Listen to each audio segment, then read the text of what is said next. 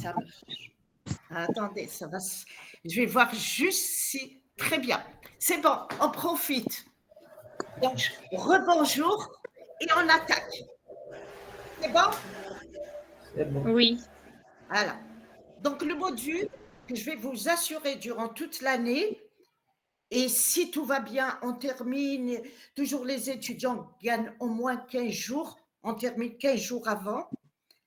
S'il y a pas, j'espère qu'il n'y aura pas de grève. Voilà, donc le module s'intitule cytologie. Cytologie, normalement, c'est la structure, mais il y aura de la physiologie. Hein. Il y aura de la physiologie cellulaire. Voilà. Voici le plan. Introduction à la cytologie. On parlera des cellules prokaryotes, cellules eucaryotes. Après, on va passer aux cellules eucaryotes avec tous les organismes inférieurs et les végétaux supérieurs, mais on va passer assez vite, mais vous en aurez besoin durant votre formation. Et organismes animaux, l'être humain, il fait partie des animaux. Donc, on ne va pas faire les animaux tels qu'on les entend, mais ça sera l'homme. Il fait partie du règne animal. Et dans la cellule animale, vous avez la membrane plasmique, vous avez les organites, mitochondries, noyaux interphasiques, cytosquelettes. Et mes assistantes, elles vont vous faire méthode d'étude de la cellule. Donc, probablement la semaine prochaine, elles vont commencer.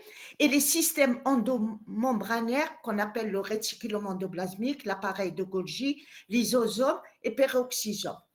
Et moi, je vais enchaîner après sur la physiologie de la membrane plasmique. Là, je m'arrête juste 2 secondes pour vous dire, c'est fort possible que je fasse membrane plasmique et j'enchaîne avec la physiologie de la membrane plasmique. Je pense que c'est mieux. Après, aussi, quand on fera le noyau interphasique, peut-être, je dis bien peut-être, pour des raisons d'ordre pratique, hein, peut-être je vais enchaîner sur la régulation du noyau interphasique ou pas. Je vous le dirai, ça ne change rien pour vous. La régulation du noyau interphasique, on verra le côté couple cycline-CDK. Après, on fera la cellule cancéreuse, la matrice extracellulaire, puisqu'elle est en dehors de la cellule, donc on la laisse en dernier. Et enfin, je donnerai des notions sur le virus. Le virus, ce n'est pas une cellule. Vous allez vous dire, mais pourquoi elle va nous le faire? Je vous le fais parce qu'il est un parasite absolu. Il rentre dans la cellule pour se multiplier et il va modifier la cellule. Donc voilà l'intérêt de faire le virus. Alors, on commence par la cytologie, une définition sommaire. C'est une étude microscopique et moléculaire de la cellule. On aura tout dit.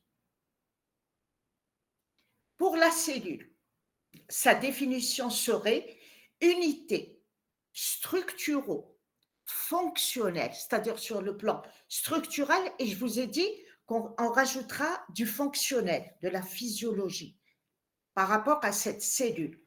Ce n'est pas la physiologie des grandes fonctions. Ça, vous allez le faire normalement au 2e semestre avec Madame Mohamdi. Donc, unité structuraux, c'est l'étude sur le plan structurel et fonctionnel, fondamental des êtres vivants. Unité structuraux, fonctionnelle, fondamentale des êtres vivants. Qu'est-ce que ça veut dire? Ça veut dire que tous les êtres vivants sont formés à la base d'une cellule. Donc, nous ne sommes qu'une multitude de cellules. Petite portion de matière vivante. Petite portion de matière vivante. Vous pouvez prendre un organisme vivant, un être humain, on va découper au plus simple. Ce qui restera le plus simple et encore vivant, c'est la cellule. Elle est capable d'être isolée et il suffit de lui mettre toutes les conditions, elle va se multiplier, elle va rester vivante et s'auto-reproduire toute seule. Elle peut se diviser toute seule. Donc, une cellule isolée va, elle va s'accroître et elle pourra s'auto-reproduire. L'essentiel, vous la mettez dans un milieu adéquat. Vous lui donnez tout ce dont elle a besoin. Voilà. Au-delà, si vous allez vous casser la cellule, eh bien, c'est bon. On ne parlera pas de matière vivante. C'est fini.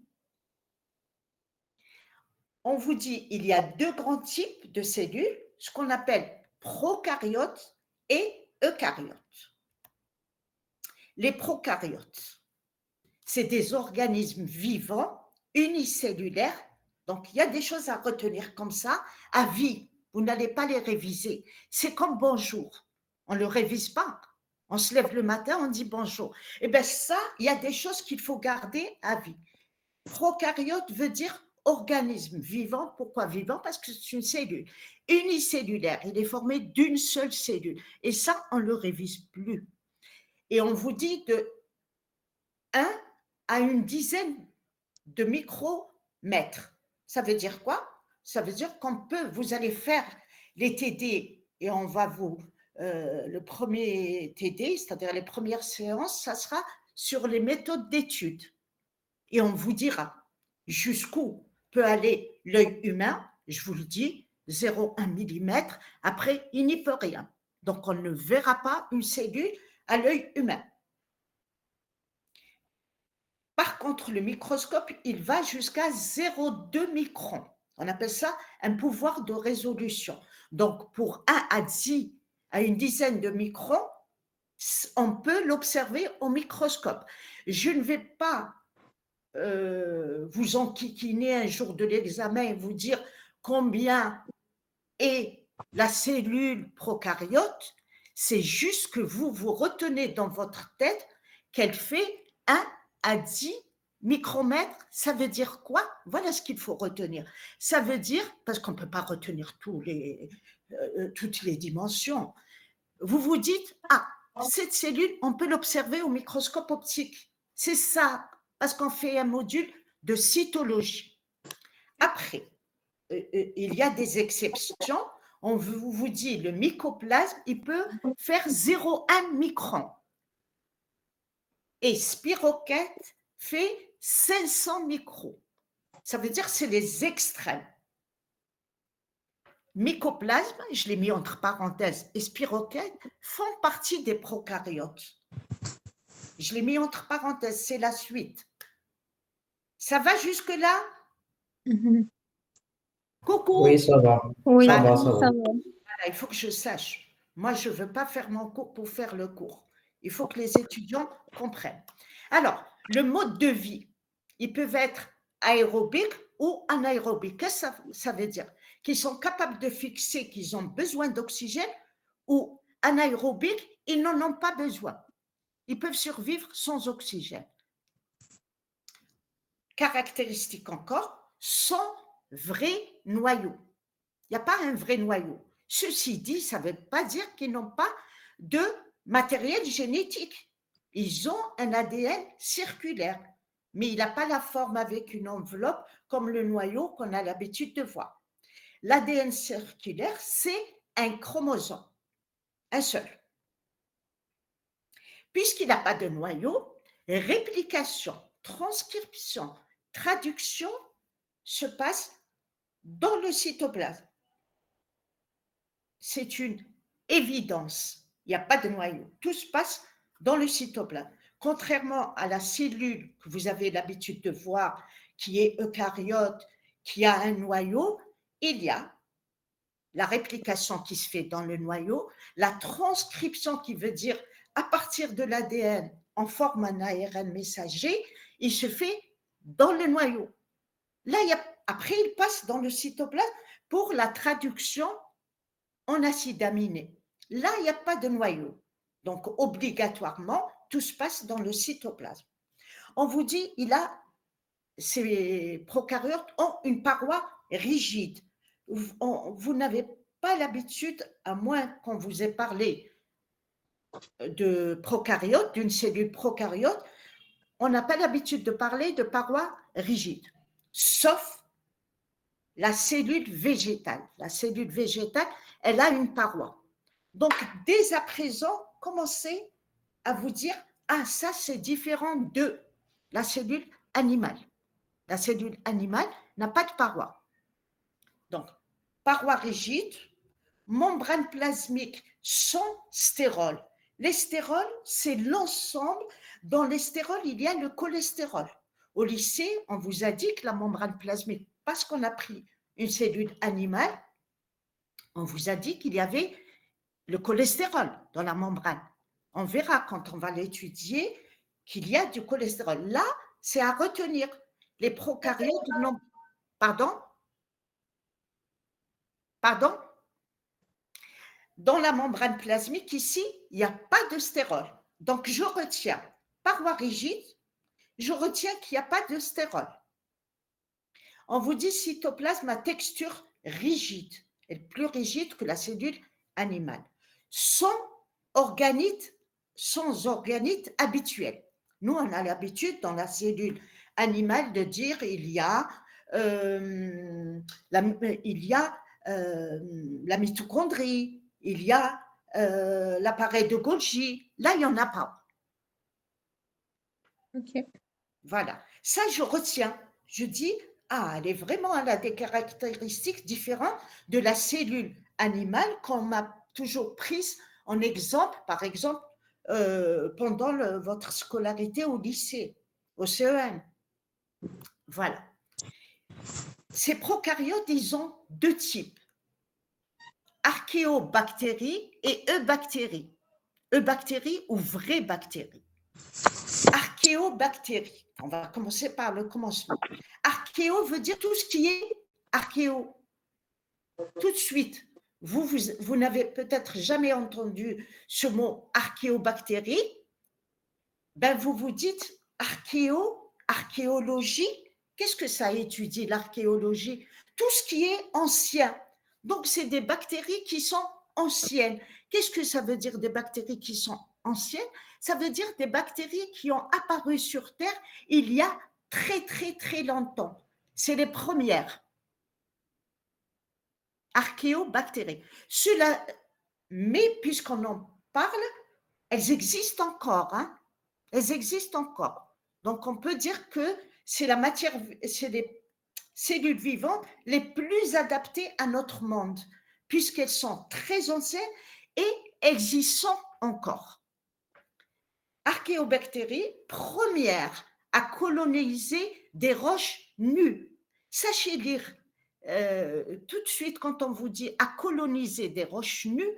Une roche nue, ça veut dire qu'il n'y a pas vraiment de végétation, il n'y a pas vraiment de nutriments, et pourtant, elles y sont encore depuis des millions d'années et jusqu'à ce jour. Ça veut dire qu'elles survivent avec peu de ressources. Ça veut dire que c'est les êtres vivants les plus adaptés. Quand on peut survivre avec peu de ressources, on peut rester. On peut rester très longtemps. On est très adapté. Voilà, c'est ça la conclusion qu'il faut tirer. On vous dit paroi lipidique sans peptidoglycane. C'est-à-dire la paroi, elle n'est formée que de lipides. Ça, je retiens. Vous verrez plus tard que les autres, elles auront, on est toujours dans les prokaryotes, elles ont une paroi lipidique et forcément, puisqu'on me dit ici sans peptidoglycane, ça veut dire que les autres, elles ont des peptidoglycanes. Comment dire? Alors, je vous donne des exemples, après on va parler de choses d'ordre pratique. J'ai pris des exemples, méthanogène, thermoacidophile, halophile. C'est des exemples de ces archéobactéries. Qu'est-ce que ça veut dire? Méthanogène, méthane, ça veut dire qu'elles savent utiliser le méthane comme source d'énergie. Vous voyez? On est incapables, nous. Thermoacidophiles, ça veut dire qu'elles sont capables de vivre dans des températures thermo extrêmes et acidophiles. Acidophiles, ça veut dire qu'elles peuvent vivre dans un milieu acide. Vous imaginez leur forte adaptation? On vous dit aussi, il y a d'autres qui sont halophiles. Halophiles, halo, ça se rapporte au sel. Halophile. Il y a des bactéries, des archéobactéries qui vivent dans un milieu saturé de sel. Vous connaissez ce qu'on appelle la mer morte. Elle se trouve en Jordanie. Ceux qui l'ont appelée mer morte, ils ont eu tort. Parce que c'est vrai, on dit c'est une mer morte parce que rien ne peut y vivre. Peut-être nous, on ne pourra pas vivre.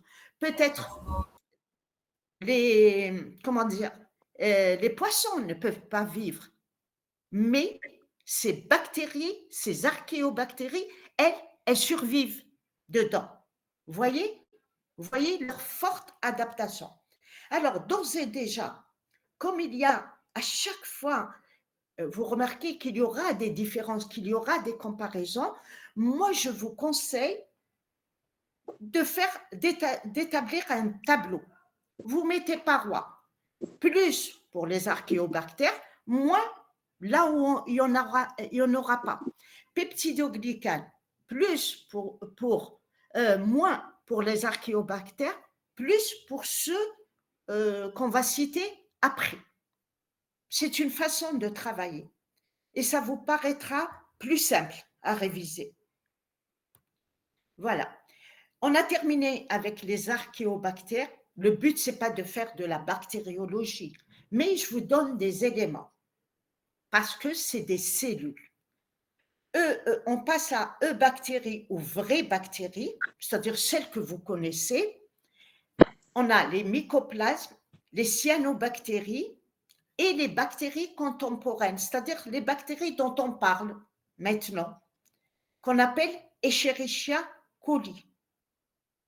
Plutôt, c'est un exemple, hein. Escherichia coli, j'ai pris cet exemple parce que c'est celui que vous connaissez le plus. C'est une bactérie qui vit dans nos intestins, elle est toujours avec nous. Alors, ces bactéries, on vous dit, elles peuvent être pathogènes, c'est-à-dire causer une maladie, ou commensales qui nous veulent du bien, qui vivent avec nous dans tous nos appareils et qui sont là pour nous protéger, pour peu qu'elles ne deviennent pas trop importantes en nombre. Voilà. Et commensales, même l'être humain, il a même pris certaines bactéries et il les utilise dans l'agroalimentaire. Quand vous prenez du camembert, quand vous prenez du yaourt, quand vous prenez, comme nous, on aime bien, c'est dans notre culture, du petit lait, il y a des bactéries qui nous veulent du bien. Donc, je vous ai mis une micrographie et un schéma. Dans la micrographie, c'est le titre, il est caché, mais je vous le dis, c'est une micrographie qu'on a prise par microscopie électronique à balayage. Quand vous allez faire TD, on va vous parler en long et en large de tous les microscopes, parce que la cytologie, elle se base sur le microscope. Donc, ça, c'est la réalité. Ça, c'est la réalité. On a pris des bactéries et on les a mis sous microscope électronique, qu'on appelle le microscope électronique à balayage, c'est-à-dire il balaye. Donc, vous allez voir des volumes. Ces bactéries ont une forme en bâtonnet. Après, on parlera rapidement des formes. Je vous ai dit, le but, ce n'est pas d'étudier, de faire de la bactériologie, mais ça reste des cellules. Pardon. Elles sont en forme de bâtonnet. Vous verrez que toutes les bactéries ne sont pas en forme de bâtonnet.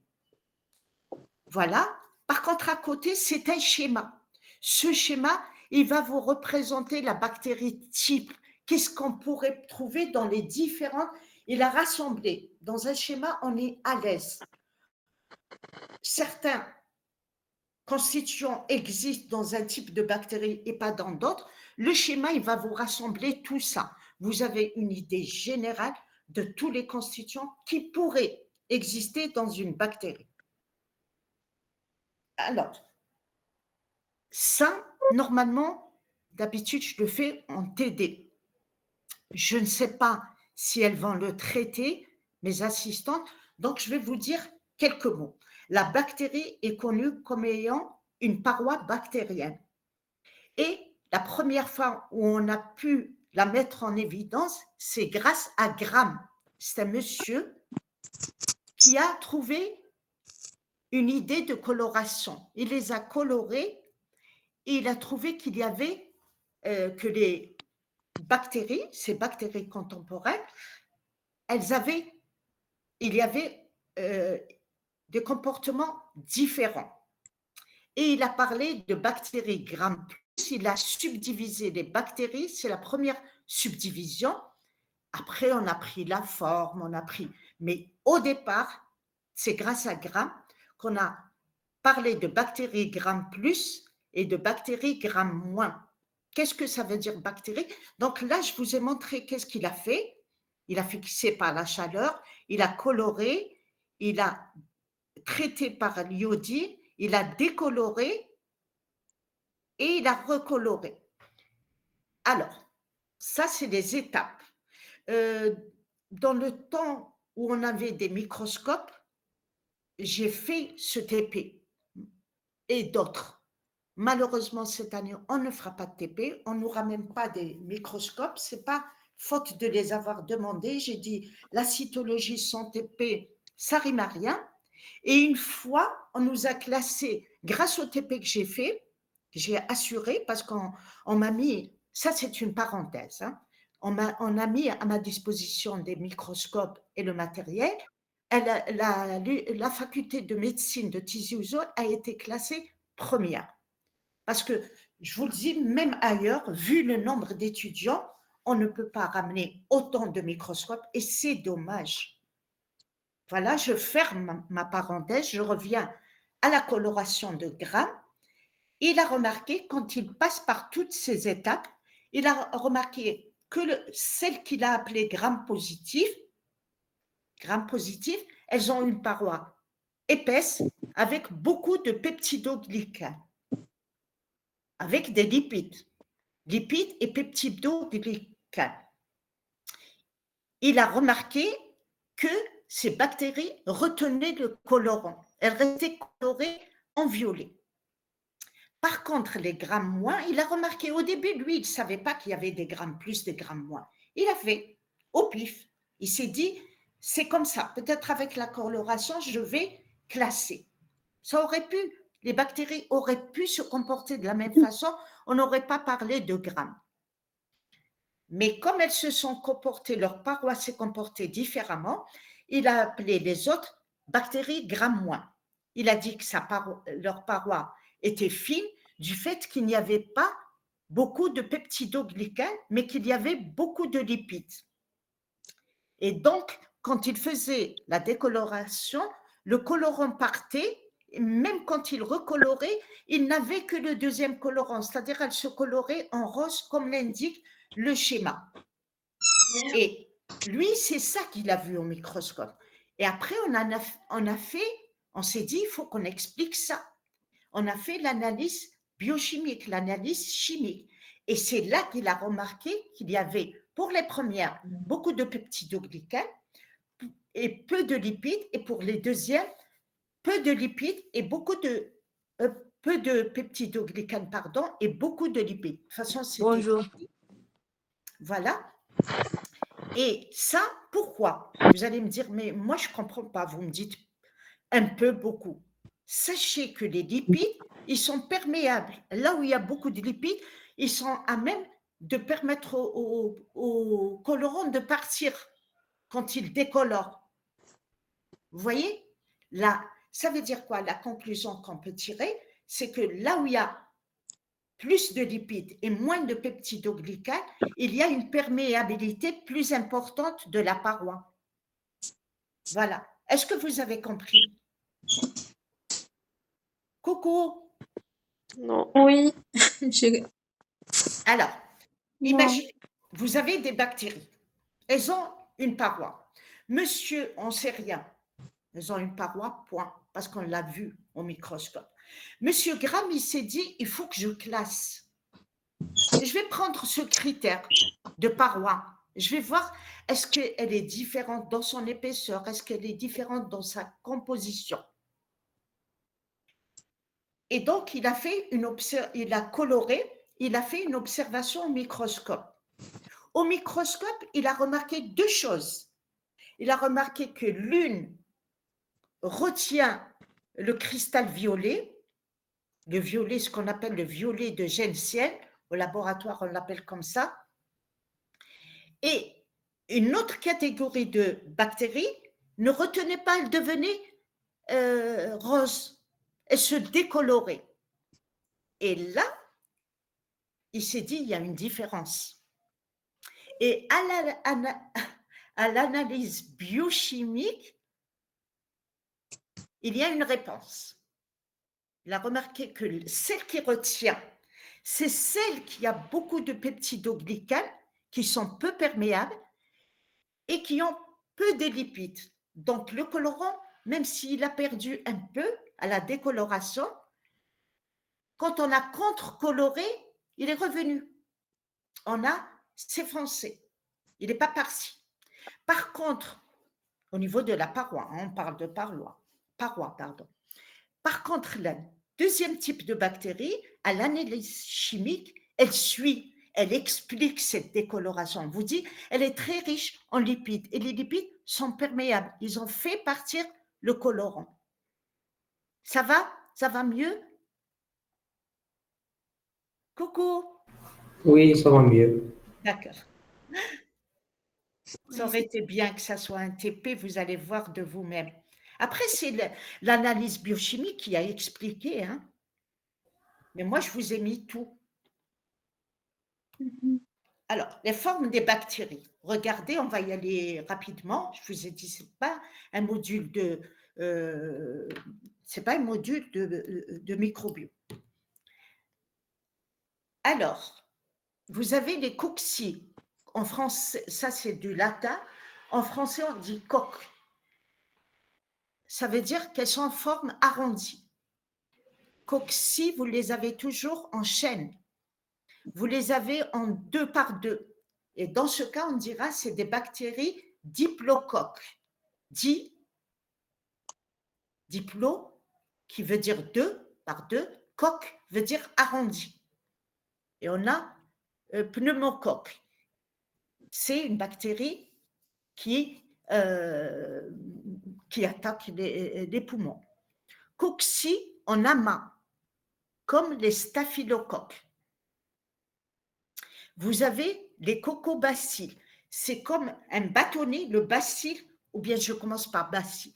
Bacille, c'est des bâtonnets, comme celle que je vous ai montrée tout à l'heure, comme le bacille de la tuberculose. Et là, on les appelle cocobacilles, c'est-à-dire qu'elles peuvent être, on a l'impression qu'elles sont arrondies, mais un peu allongées. Elles sont entre deux.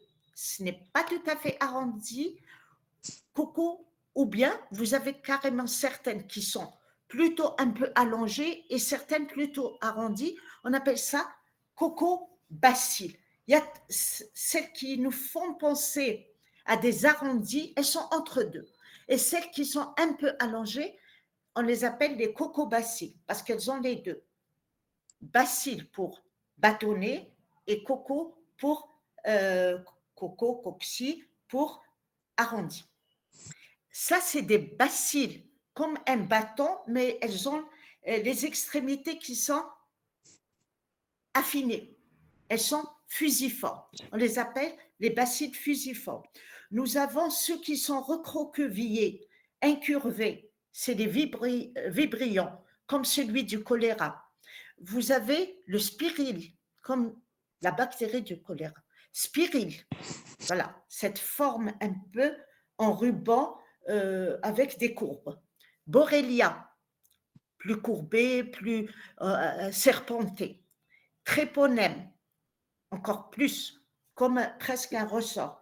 Leptospère, leptospère, ça veut dire qu'elles sont, lepto veut dire fin, grêle. Voilà, ça c'est un peu des formes de bactéries qu'on peut rencontrer voilà, dans la nature. Dans la nature et aussi dans le corps humain. Hein. Alors, la structure bactérienne. Nous avons ce qu'on appelle les éléments constants, c'est-à-dire, à une exception près, toutes les bactéries l'ont. Je vous ai dit, parfois il y a des exceptions, je les mets entre parenthèses. On commence par le commencement, la paroi. On vous dit, sauf mycoplasme. Les mycoplasmes, c'est les bactéries qu'on trouve dans notre bouche. C'est des mycoplasmes.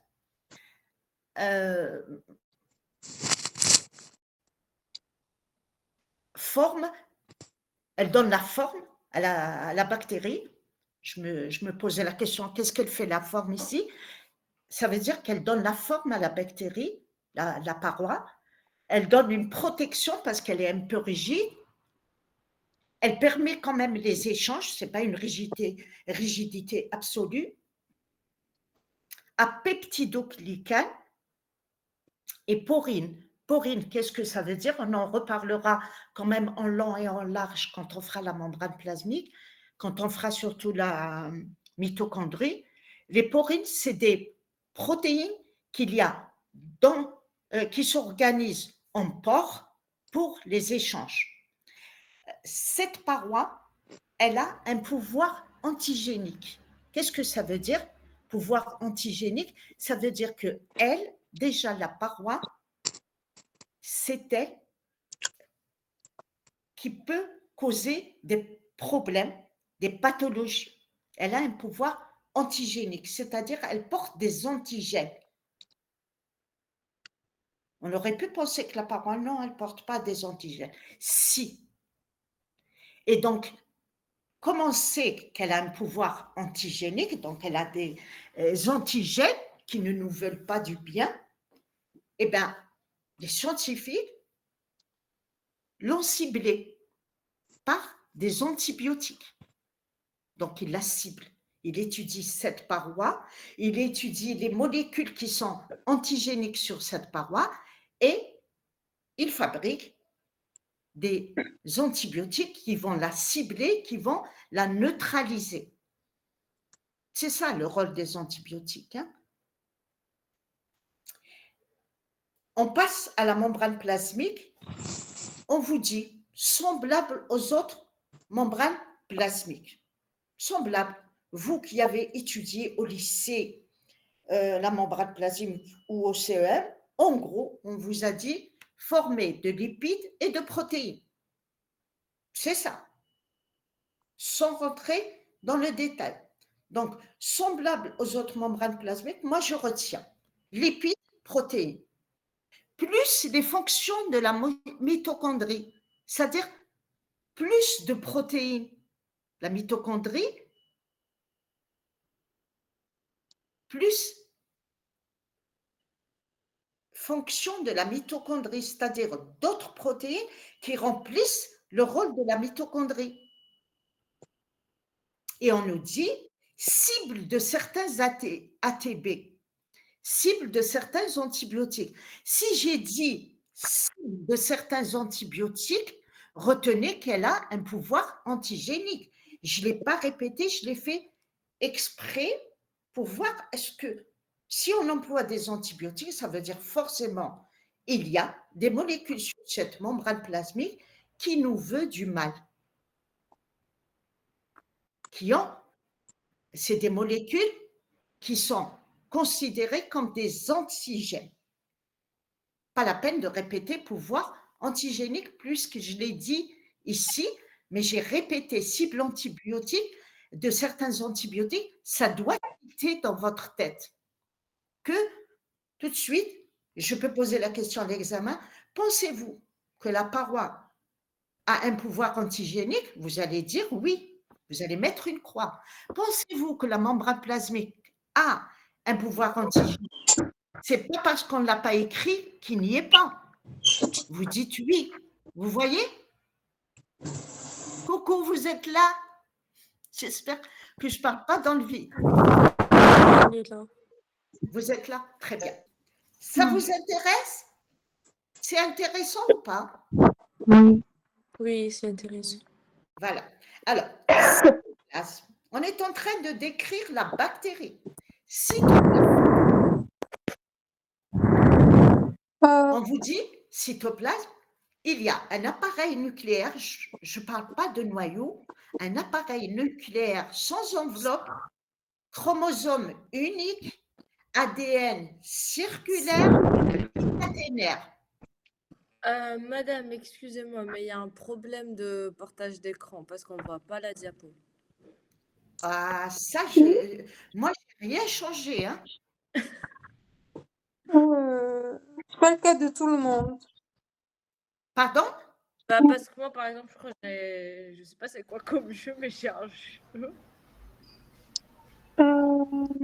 Moi, je vois, Même moi, je vois. Peut-être que la Alors, connexion. tant mieux. Non, même moi ici, je vois pas. Oui, Peut-être problème Oui, la même chose d'internet. ici. peut-être vous n'avez pas suffisamment de jus de connexion. Parce que si certains arrivent à voir, ça veut dire que le problème C'est bon, c'est revenu maintenant. Ok. Est-ce que c'est réglé Voilà. pour tout le monde? Voilà, Pour il mon faut- cas, c'est réglé, c'est réapparu. D'accord. Est-ce que je peux continuer ou pas? Oui, oui. Pardon? Oui, c'est bon. Alors, appareil nucléaire sans enveloppe, regardez bien, je parle d'appareil nucléaire sans enveloppe. C'est à retenir. À vie, je vous ai dit comme bonjour. Chromosome unique, ADN circulaire, bicaténaire. Bicaténaire, on connaît normalement. Bi veut dire deux, caténaire, c'est la forme en échelle. La forme que vous avez l'habitude de voir lorsque vous avez étudié l'ADN dans la cellule eucaryote. On vous a dit c'était en forme d'échelle, bicaténaire, deux brins. Regardez par exemple l'ARN, il est monocaténaire, jusqu'à preuve du contraire. Monocaténaire. Là, on vous dit bicaténaire, c'est la même forme que ce qu'on a l'habitude, que ce que vous connaissez. Voilà, ne vous embêtez pas. On vous dit par contre, il a une relation étroite avec la membrane plasmique et les ribosomes. Et les ribosomes, on sait qu'ils sont impliqués dans la synthèse protéique. Et Excusez-moi, mais on voit rien. tout le monde, Oui. Oui, on voit rien. Oui. alors vous êtes trop nombreux. Oui, moi, je vois. Si, moi, je n'ai pas de problème. Non. Alors, vous voyez, De toute façon, elle a le diapo, Je ne vois rien. Oui, j'écoute. Vous êtes sûr? Vous pouvez pas remonter jusqu'en haut. pardon? S'il y a un étudiant qui voit, ça veut dire que c'est une question de connexion. Non, c'était quelqu'un qui a partagé son écran, puis tout est détruit. Exactement. C'est bon, c'est fini? Non, C'est rentré dans l'ordre? non. Toujours pas. Il y a un partage d'écran. Non, Maintenant, c'est réglé. Voilà, je c'est pense. bon. C'est bon, c'est réglé. C'est bon? C'est réglé. Oui, maintenant, Oui. ça va bien. Voilà. Merci. Alors, moi, j'ai rien fait. Donc, je vous ai dit, relation étroite à la membrane plasmique et ribosome, sachant que il n'y a pas de noyau, ce rapprochement entre le chromosome et les ribosomes, on le comprend. On le comprend. Pour qu'il ait la finalité d'une réplication de l'ADN et d'une réplication, c'est-à-dire le dédoublement de l'ADN, formation de nouveaux brins, et d'ARN, transcription en ARN messager et traduction en protéines, on la comprend, cette proximité entre ribosome et ribosome et ADN. Voilà. Alors, les éléments inconstants, c'est-à-dire ceux qu'on peut trouver dans certaines bactéries et pas d'autres. Vous avez ce qu'on appelle la capsule. C'est une capsule, elle est en plus, au-dessus de la paroi. Elle est en plus dans certaines bactéries. C'est pour ça qu'on appelle ça élément inconstant. Souvent polysaccharidique. On vous dit facteur de virulence. Qu'est-ce que ça veut dire facteur de virulence? On l'a déjà dit. C'est des antigènes qui sont portés sur cette capsule. Et ces antigènes, on sait que leur rôle, c'est ils empêchent la phagocytose. Vous savez ce que c'est que la phagocytose? C'est quand le macrophage ou le neutrophile enveloppe et digère après une bactérie. Cette capsule, elle a des facteurs de virulence, c'est-à-dire des molécules, si on peut parler au niveau des structures.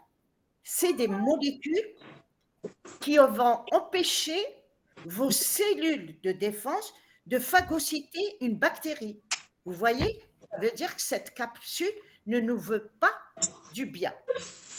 Je pourrais vous poser la question, normalement, je ne dois pas le dire. Je vous souffle un peu les questions. Si je vous dis, pensez-vous que le fait qu'une bactérie a un élément inconstant rajoute de la virulence ou diminue de la virulence? Elle rajoute de la virulence. Vous êtes d'accord avec moi? Regardez. Puisque la capsule… Pas compris. Alors, regardez. La capsule, on vous dit, ce n'est pas quelque chose que toutes les bactéries ont. Certaines ont. Du coup, on les appelle éléments inconstants. Et on nous dit, voilà, cette capsule, elle est là. Souvent, sur le plan biochimique, polysaccharidique, c'est-à-dire elle est formée de polysaccharides. Elle a un facteur de virulence, regardez le facteur de virulence, antiphagocytose.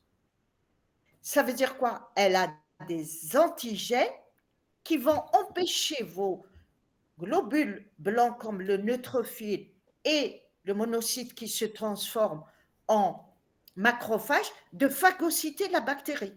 Ah, celle-là, elle ne nous veut pas du bien. Vous voyez? Donc, si votre bactérie, elle a une capsule, ça veut dire qu'on rajoute encore plus de virulence. Est-ce que ça va?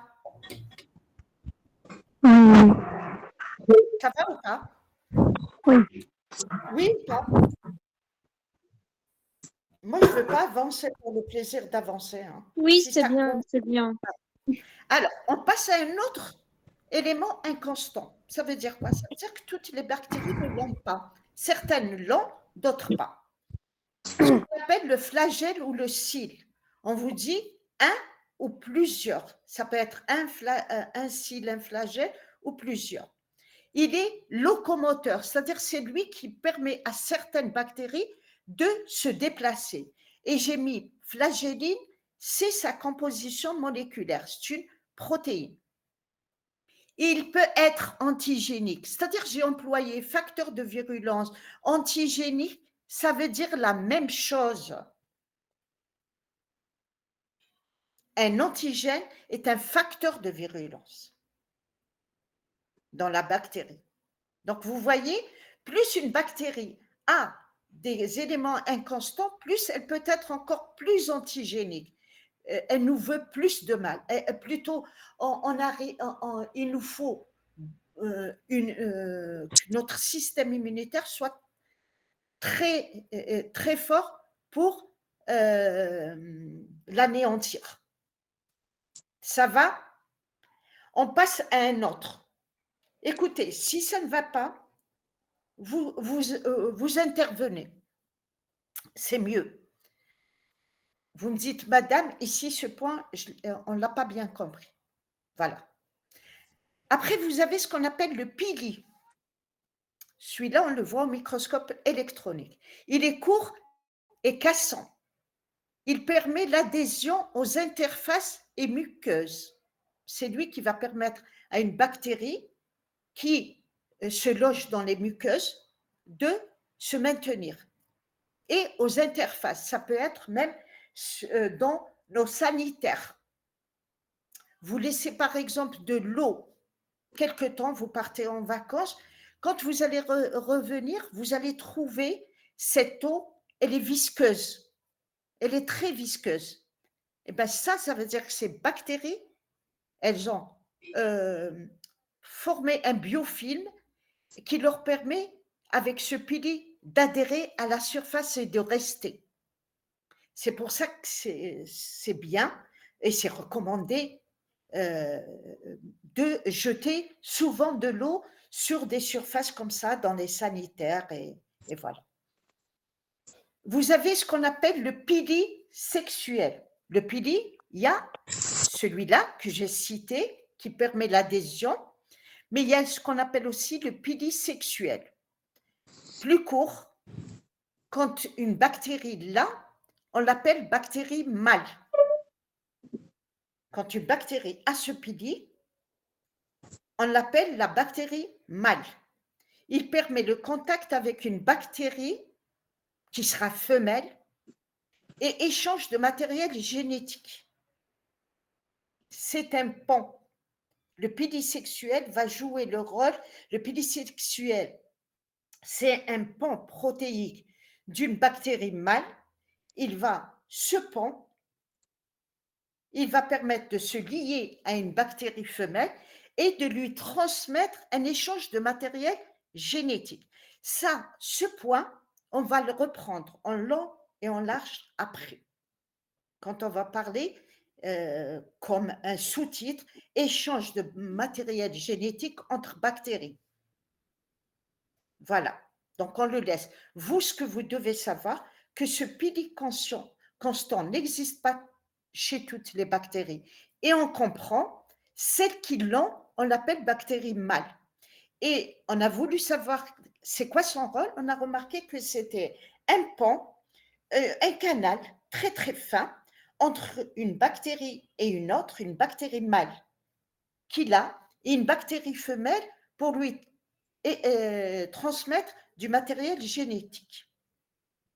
Et on a terminé avec ça. Vous avez aussi certaines bactéries qui ont des substances de réserve. Certaines bactéries ont des chromatophores, c'est-à-dire comme de la chlorophylle, par exemple, un colorant, quelque chose de coloré, un pigment. Voilà, ce n'est pas vraiment un colorant, c'est un pigment. Ils peuvent avoir des vacuoles à gaz, certaines bactéries. Elles en ont besoin. Et on passe maintenant au plasmide. C'est aussi un élément inconscient. Alors, le plasmide, je vais ouvrir une parenthèse, certains le considèrent comme un élément constant. À un moment donné, même moi, j'ai suivi quelques ouvrages qui disaient que c'est un élément constant. Ma foi, après réflexion, je me suis dit, je vais le mettre dans les éléments inconstants et je vais vous dire pourquoi.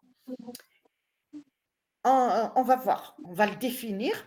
ADN extra-chromosomique, donc on y arrive. Ce plasmide, ce n'est pas une protéine, il se trouve dans le cytoplasme, c'est un ADN. Jusque-là, on n'a parlé que de structures qui sont extra-chromosomiques. Là, le plasmide est… je reprends. Jusque-là, j'ai parlé d'éléments qui sont extracytoplasmiques. Pardon. Là, le plasmide, il est intracytoplasmique. On le trouve dans le cytoplasme. Est-ce que c'est une protéine? Non. C'est de l'ADN extra-chromosomique, codant pour certaines protéines. Il code, c'est-à-dire, ce n'est pas un ADN muet, c'est un ADN, quand il sera codé, c'est-à-dire répliqué, transcrit en ARN, il peut être traduit en protéines. Il est traduit en protéines. capable d'autoreproduction, c'est-à-dire il est capable, pourquoi je parle de capable d'autoreproduction, transmissible à d'autres bactéries. Transmissible à d'autres bactéries. Ça veut dire qu'il peut le donner à d'autres bactéries. Eh bien, il n'est pas bête. Quand il le donne à une bactérie, il est gentil, mais d'abord, il prend la précaution, sinon il va le perdre à jamais. Il fait une copie. Donc, il est capable de s'auto-reproduire, comme l'ADN chromosomique. Alors, ici, si vous avez bien suivi, quelles sont les bactéries qui ont ce plasmide? Si vous avez bien suivi, à votre avis, quelles sont les bactéries qui ont ce plasmide? Vous les appellerez comment? La réponse, elle est juste à côté. Hein. Bactéries mâles. Voilà. Ça veut dire que le pili sexuel dont j'ai parlé, il va transmettre ce plasmide. Il est généralement arrondi. Généralement. Alors, on a terminé avec ça. J'ai mis spore, ça veut dire c'est pas un élément. C'est pas un élément. Hein? Je l'ai mis au milieu. C'est pas un élément. Peut-être que j'aurais dû mettre sporulation. Peut-être que je vais l'enlever, je vais mettre sporulation. Alors, on vous dit, on va considérer sporulation, c'est l'action d'en faire une spore. On vous dit, certaines bactéries sont capables de sporulation. Qu'est-ce que ça veut dire? Ça devient une spore. Une spore, c'est quelque chose d'arrondi, d'asséché, comme une graine, exactement, comme la graine d'un végétal. La graine d'un végétal, elle est sèche, elle est arrondie, très souvent, mais ce n'est pas obligé. Elle est sèche. Elle nous permet de reprendre le cycle. Elle est sèche, dans les conditions défavorables, si on la met dans un milieu, et c'est préférable, si on veut la garder, par exemple une graine, je vais parler de la graine et je vais vous faire le parallèle avec ces bactéries qui sont capables de sporulation. On prend une graine, vous connaissez ce que c'est, une graine végétale. Quand on veut la garder, qu'elle reste intacte, on la met dans un milieu, dans un endroit frais, sec. C'est des conditions défavorables pour sa germination, parce qu'on veut qu'elle ne germe pas. C'est la même chose. La bactérie, elle mime cette graine quand elle est dans des conditions défavorables. Normalement, les bactéries dans des conditions défavorables, elles finissent par mourir. Il y a des bactéries qui sont futées, elles ont cette capacité, c'est tant mieux pour elles et c'est tant pis pour nous, elles rentrent en sporulation. Elles ne sont pas mortes, elles ont toutes leurs fonctions ralenties, on dit qu'elles sont comme en dormance, comme si elles dormaient. Les fonctions sont ralenties, donc elles ne consomment pas. Elles restent ainsi. On appelle ça, elles sont déshydratées au max, et on appelle ça la sporulation. Quand les conditions de vie pour elles sont favorables, elles se réhydratent, elles trouvent des éléments dans la nature ou ailleurs, là où elle y est, où elle vit, les conditions sont devenues meilleures, elles se réhydratent et elles germent comme une graine. La graine, quand on veut qu'elle germe, qu'est-ce qu'on fait? On la met dans l'eau ou on la met dans du coton imbibé d'eau et on la laisse germer. Et parce il faut savoir que normalement, une bactérie, ce qui est en elle virulent et tout, qui nous fait du mal, qu'est-ce qu'on fait? Normalement, c'est des protéines et le reste de composants qui est antigénique, il suffit de chauffer à 60 degrés, ça suffit. Les bactéries, elles meurent. Par contre, les bactéries qui sont capables de sporulation, il faut arriver à 100 degrés. C'est pour ça qu'on vous recommande de faire bouillir. Parce que vous n'êtes pas à l'abri de ce type de bactéries. Les bactéries qui sont capables de sporuler, elles deviennent très résistantes, elles deviennent comme une coque très dure, elles sont déshydratées. Qu'est-ce qui se passe? Il leur faut 100 degrés pour les détruire. Voilà. C'est ce qui explique qu'on arrive jusqu'à 100 degrés. Sinon, une bactérie, comme ça, la majorité des bactéries n'ont pas besoin de bouillir. Voilà pourquoi on prend cette précaution. Vous ne me dites rien, je dis que vous avez compris sporulation. Réplication bactérienne.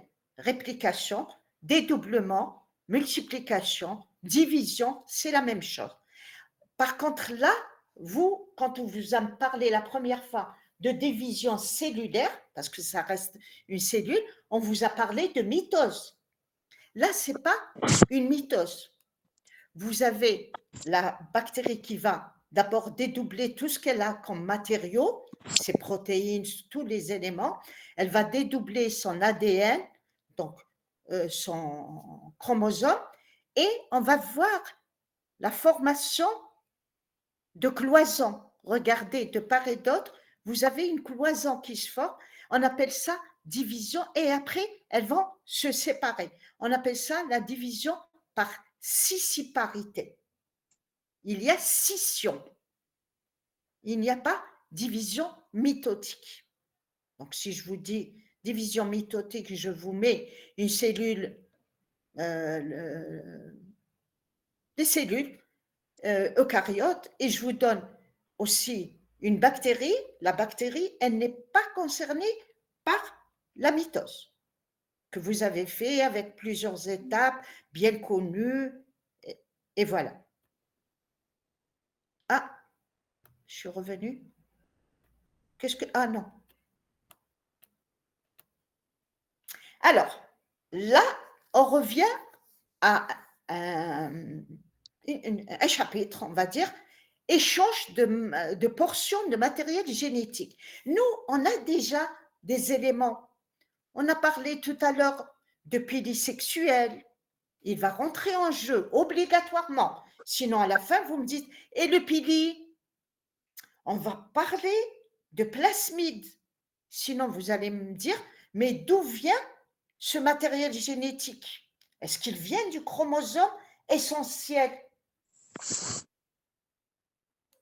Ils doivent être des acteurs. Alors, déjà, on va commencer par le commencement. Transfert de gènes d'une bactérie à une autre. Quel est le rôle? Diversification. La bactérie qui n'avait pas, on a dit que c'était une portion de gènes. Ça veut dire que la bactérie qui va gagner ces gènes, elle va acquérir de nouveaux caractères. Ces nouveaux caractères vont faire d'elle une bactérie diversifiée génétiquement. Elle peut par exemple acquérir la résistance à l'antibiotique qu'elle n'avait pas, acquisition de virulence qu'elle n'avait pas, etc. Ça peut être autre chose. Hein. Ça peut être la possibilité de produire une protéine qu'elle n'avait pas. C'est toujours positif pour elle. Par contre, on nous dit qu'il y a 3 modes de transfert de matériel génétique. On nous dit conjugaison. Il y a bactérie mâle, F+, on l'appelle F+, c'est celle qui a un pili. qui a un pili. Le pili, on a dit, c'était le constituant. Vous voyez, je révise, je situe. Le pili, elle en a parlé. C'est forcément un pili, c'est le pili sexuel dont elle a parlé tout à l'heure. Elle nous a dit que c'était des protéines qui s'organisaient en pont. Ce pont, il va se mettre en contact avec, tel que le montre le schéma. S'il vous plaît, arrêtez de partager vos écrans. Pardon? Il y a quelqu'un qui a partagé son Ne parlez pas tous les deux, un seul. Pardon? Il y a quelqu'un qui a partagé son écran et on n'arrive pas à voir la diapo. Mais c'est bon, c'est réglé. Voilà. Là, parfois, c'est comme ça. Hein. Alors, avec une bactérie, recevez qui sera la femelle. Donc, la bactérie F-, c'est la femelle. Elle n'a pas de pili. Vous êtes d'accord? Et elle n'a pas, c'est pas elle qui transmet. Ça, je peux faire un QCM avec. Elle n'a pas de peau. La femelle, la bactérie femelle, elle n'a pas de peau, donc elle n'a pas de pili sexuel. Elle ne transmet pas de matériel génétique, elle reçoit. Et on nous dit, c'est quoi ce matériel génétique? Transfert et intégration du plasmide. On va l'appeler F, dans la bactérie F-. Donc, vous voyez, c'est le plasmide. Donc, la bactérie femelle n'a pas de plasmide. Regardez le schéma, il est explicite. Il montre l'acquisition d'un matériel génétique extra-chromosomique. Le chromosome, ça serait le bleu. Je ne sais pas comment il vous apparaît à vous, le violet. Excusez-moi. Pardon? Madame, excusez-moi, j'aimerais parler aux gens présents, s'il vous plaît. Un peu de respect. Arrêtez de faire vos partages d'écran. Merci. C'est quoi le but quand il partage l'écran? Je Il le ne partage sais avec pas, qui? il dérange les gens qui veulent suivre et c'est irrespectueux, s'il vous plaît. C'est dommage. C'est très intéressant. Même l'enregistrement, ça. Il ne faut pas, s'il vous plaît. Si vous, futur médecin, vous faites ça,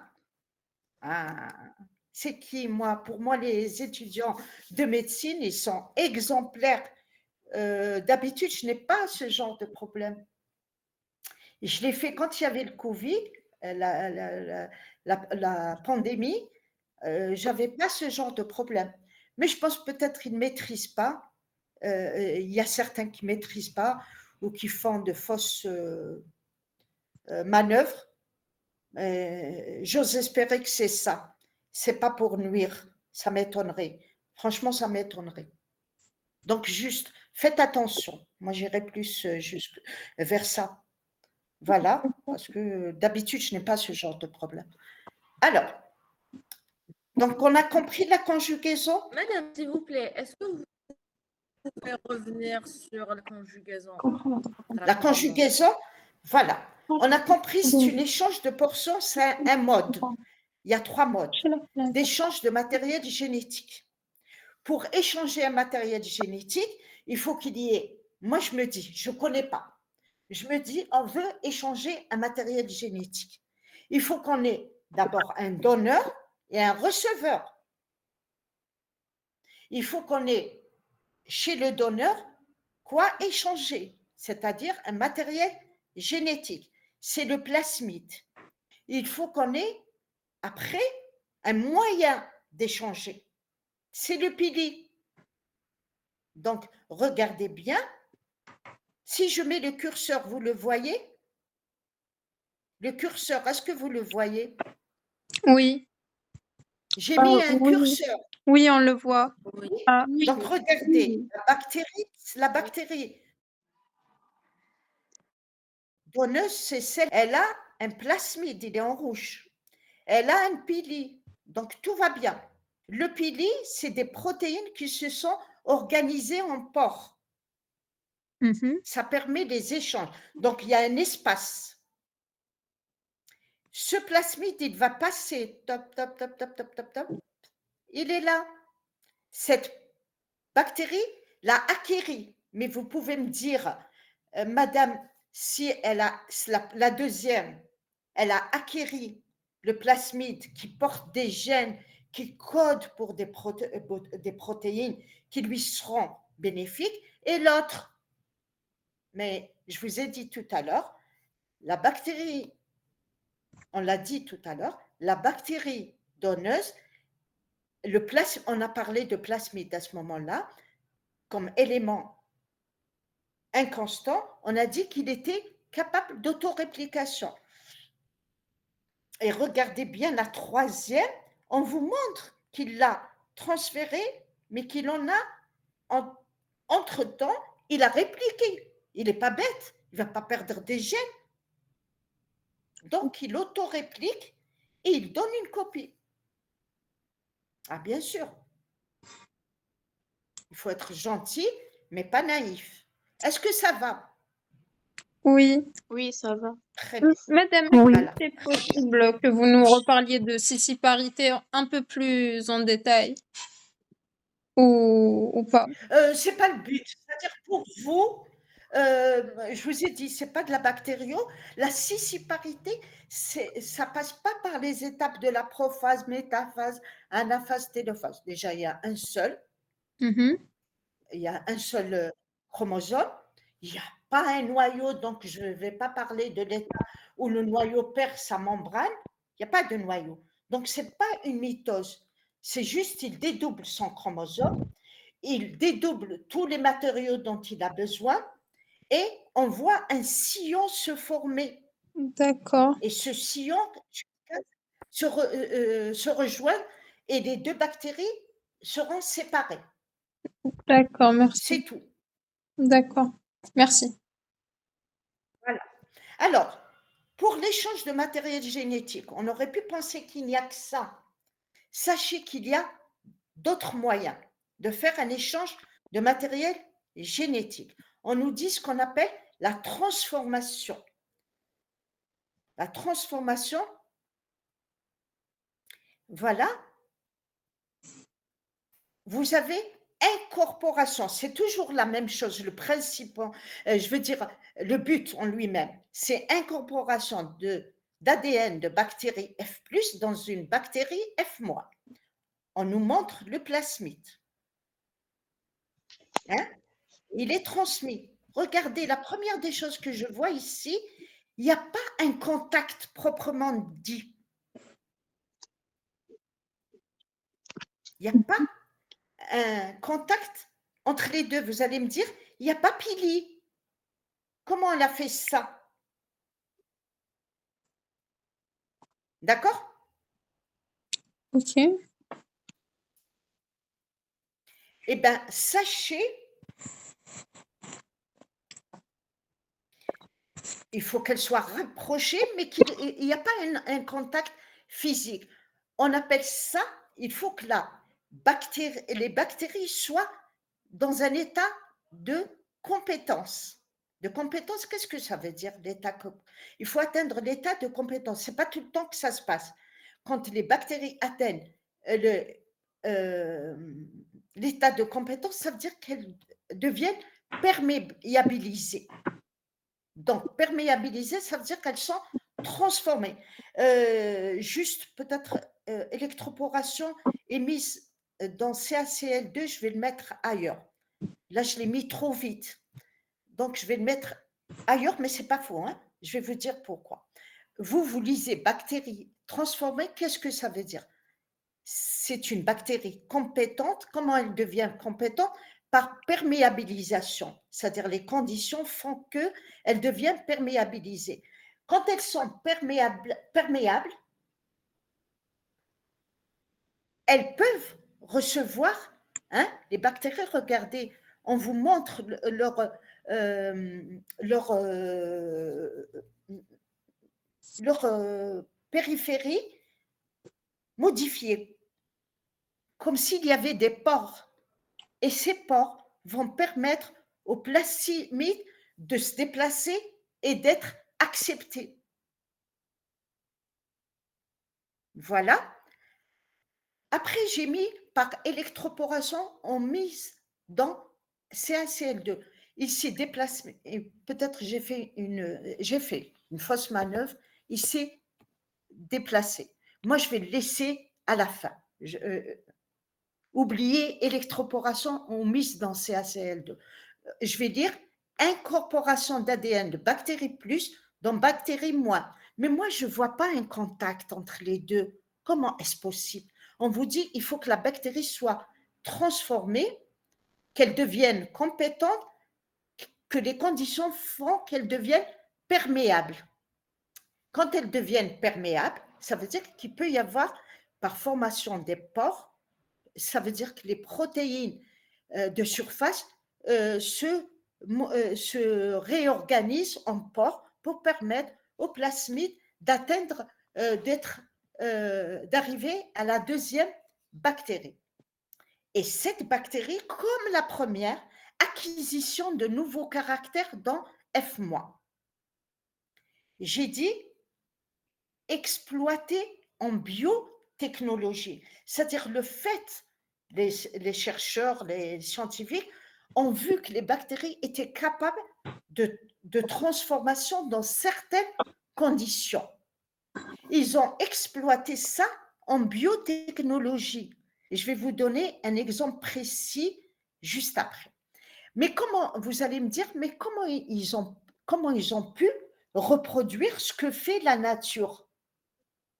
Eh bien, ils ont tâtonné. Comment faire comment créer des conditions pour qu'une bactérie devienne compétente? Eh bien, ils ont essayé par électroporation, c'est-à-dire utiliser des courants électriques. À un certain seuil, ils ont pu faire des bactéries compétentes. Et mises quand vous les mettez dans du chlorure de calcium, quand on met des bactéries dans du chlorure de calcium, elles deviennent compétentes. C'est pour ça que je vous ai dit, cette phrase, elle a bougé, elle doit être là, exploitée, je vais le faire, exploitée en biotechnologie. Comment? En créant les conditions de compétence in vitro, c'est-à-dire en laboratoire. Il crée des conditions, il veut que des bactéries deviennent compétentes. Qu'est-ce qu'il va faire? Il va créer un champ électrique, oui, une électroporation, c'est-à-dire il va rendre la bactérie poreuse en utilisant un courant. Ou bien, ça c'est de la physique, ça c'est de la chimie, par un procédé chimique, vous mettez dans le milieu du chlorure de calcium, vous reconstituez les conditions de compétence. Et ça, c'est très bien. Ça veut dire qu'on peut prendre une bactérie, faire nous-mêmes en laboratoire, ça se fait maintenant, construire un plasmide. On construit des plasmides maintenant en laboratoire. Il y a des laboratoires, c'est routinier. Vous construisez un plasmide. Et ce plasmide, vous allez lui intégrer le gène qui, par exemple, code pour l'insuline. Et cette bactérie, elle va se diviser rapidement, et elle va vous produire des quantités faramineuses d'insuline. Et ça, c'est de la biotechnologie. Est-ce qu'on a compris?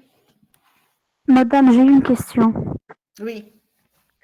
À part le plasmide, est-ce que d'autres éléments peuvent être transférés? On verra. D'accord. On va voir. On n'a pas fini toutes les façons tous les modes. On verra. Donc, juste structurer. Je m'excuse, madame, j'ai pas très bien compris ce mode.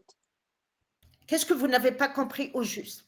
C'est toujours l'incorporation d'ADN. Mais là, on voit qu'il y a un problème. Il n'y a pas tout de suite. On dit qu'il n'y a pas un pont. Elle ne se touche pas. Elles sont rapprochées, mais elles ne se touchent pas.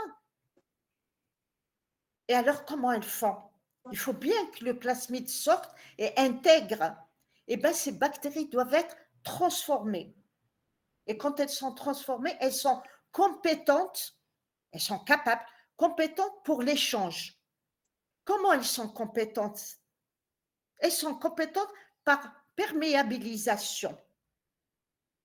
Elles deviennent poreuses. Il y a des pores qui se forment. Donc, il peut sortir et il peut intégrer. Le plasmide peut sortir et peut intégrer. Et c'est bien. C'est très bien. On a réglé le problème. Par perméabilisation, par entrée de la bactérie dans un état de compétence. C'est quoi? C'est sa perméabilisation. Ça se traduit par une perméabilisation. OK. Et je vous ai dit, exploiter en biotechnologie, je vous ai donné un exemple. On peut, après, ça y est, c'est inépuisable comme exemple.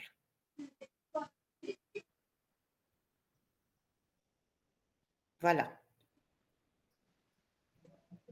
Est-ce que Et la on vous dit, transformation et la conjugaison? pardon, la différence? Oui. Allez, qui peut répondre? Qui peut répondre? Votre camarade? L'un utilise un pilier C'est et l'autre non. normalement c'est le contact physique. Dans la conjugaison, il y a un contact physique entre les deux bactéries, mais dans la transformation, il n'y a pas. Il n'y a pas. Et puis, le premier, il y a contact physique par le fait qu'il y a un pilier, une structure. Oui, Voilà, je peux vous dire quelle est la structure importante pour qu'il y ait conjugaison. Ne mettez pas le plasmide. Il vient en oui, deuxième. c'est le pilier. C'est le pilier. Comme un canal très fin. Ici, quelle est la condition pour qu'il y ait échange de portions d'ADN?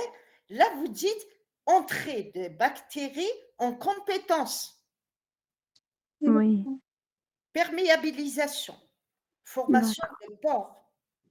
Voilà. La transduction, c'est la dernière. On vous dit transfert d'ADN. Là, je répète, hein, transfert d'ADN d'une bactérie à l'autre.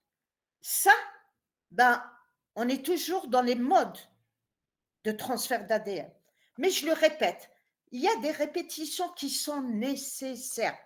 Ça martèle, ça reste, ça marque.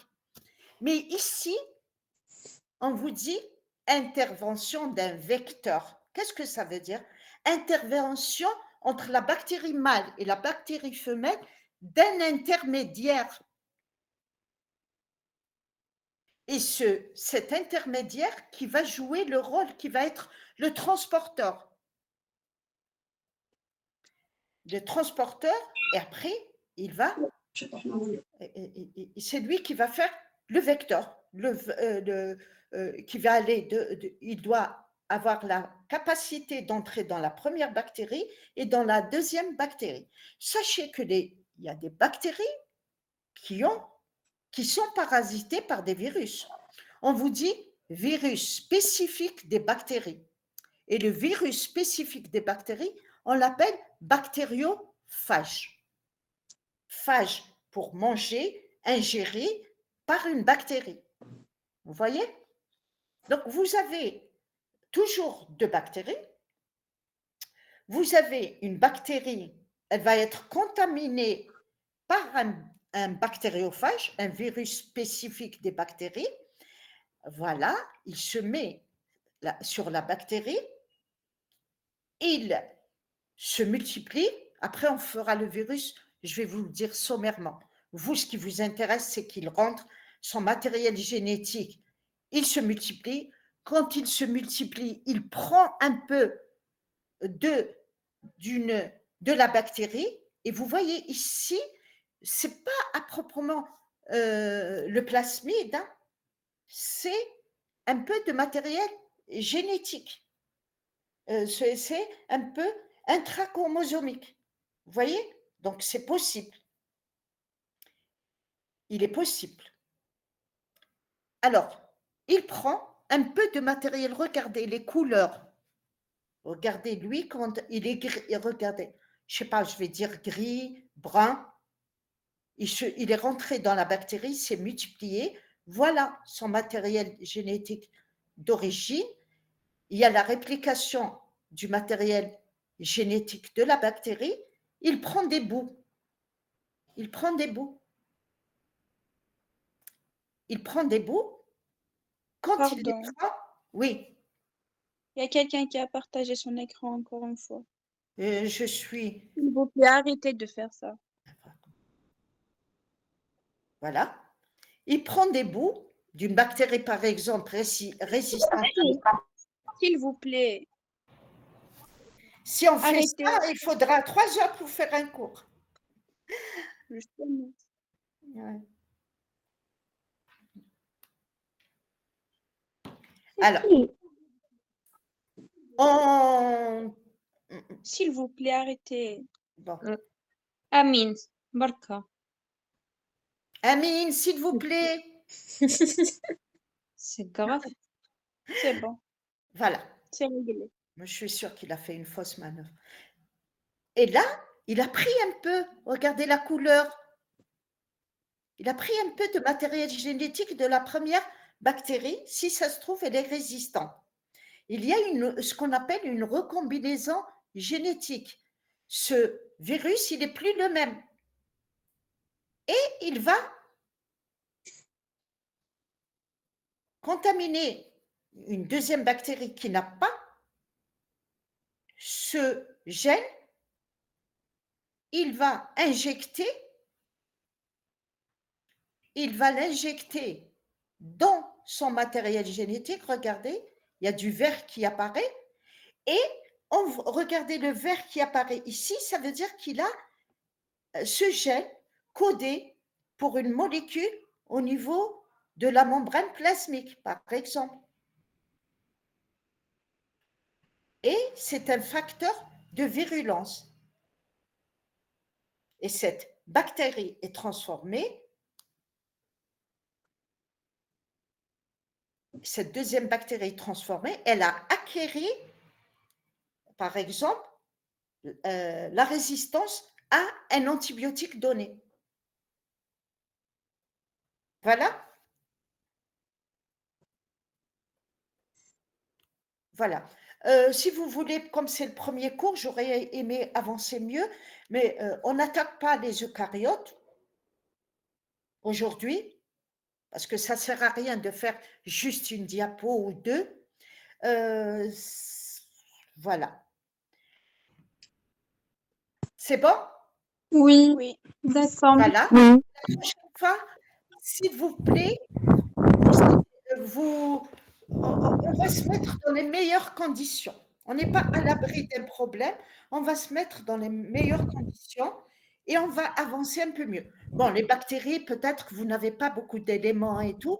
Je suis allée tout doucement. Les eucaryotes, c'est pas que je vais y aller vite, mais vous verrez vous-même, on ira un peu plus vite parce que vous avez beaucoup d'informations par rapport aux autres. Mais ne vous inquiétez pas, là où je dois répéter, il suffit de me les dire. Voilà. D'accord. Je vais chercher mon PDF. J'ai peur qu'il soit dans un autre PC et je vais le chercher quand même. Je ne l'ai pas ramené le troisième PC. Je vais le chercher